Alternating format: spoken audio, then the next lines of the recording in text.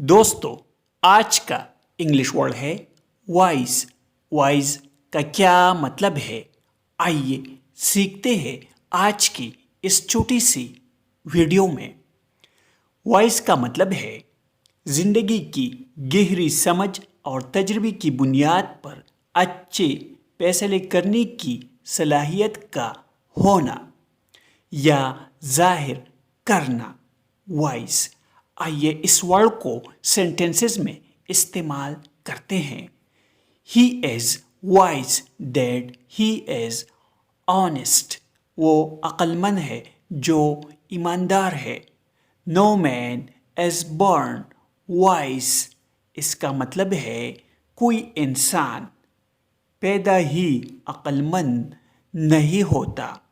دوستو ویڈیو کو لائک اور شیئر ضرور کریں۔